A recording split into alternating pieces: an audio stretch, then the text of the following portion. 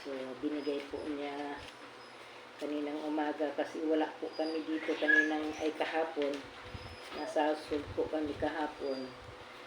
Kahit na birthday ko pero inuna pa rin namin yung aming tungkulin sa community. So, ayusin ko ito para ilagay ko sa aking altar. So, ayan na na yung isa. So, itong isa naman po, inano niya ito, binigay niya kaninang umaga kasi may household po kasi kami kahapon. So, hindi ko po ito naayos. So, ngayon ko po siya aayusin para para ilagay sa aking altar. So, ayusin muna natin. So, ito. Yan.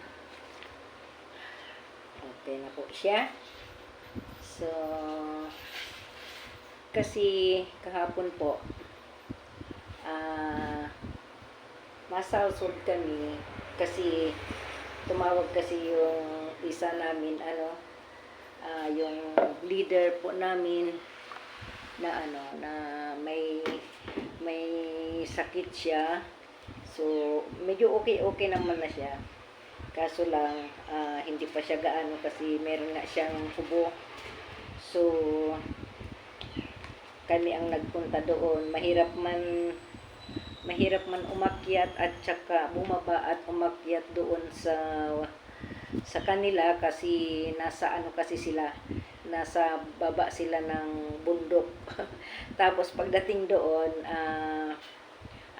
pagbalik na naman namin pag-uwi aakyat, mahirap din po sakit talaga yung ang aking hita sa pag-akyat kasi sa puwersa, pati yung pag-akyat at saka pagbaba. So pero okay lamang po yun kasi ganun po talaga basta nagse-serve tayo. So kailangan natin mag-serve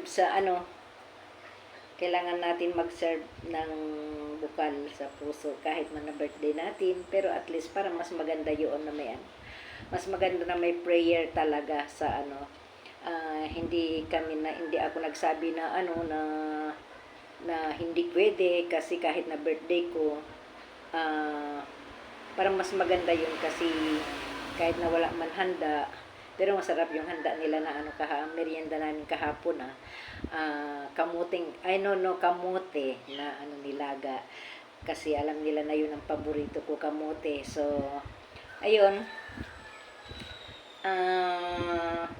bumaba kami, siguro na umalis kami dito sa bahay is 12:30, tapos nakauwi na kami kasi mahirap umakyat. So ayun, alas 5 na kami nakarating ng bahay. So kaninang umaga dinala ito ng aking sister in Christ para regalo niya sa aking birthday kahapon. So hindi po kami ng aking sweetheart kasi medyo walang laman yung bulsa namin. Meron man laman, pero syempre uunahin namin yung gamot namin, dalawa. So ayun po, naayos ko na po ito.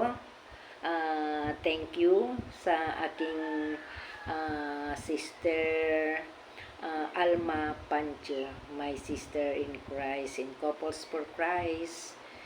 Okay, thank you for watching. Kung nagustuhan niyo po itong aking video about this flower vase. Ang tawag nito ay nakalimutan ko na ang tawag nitong ganito na bulaklak. So thank you very much. Please like and share. Thank you very big. Bye bye. Natidaldet TV. Thank you. God bless po.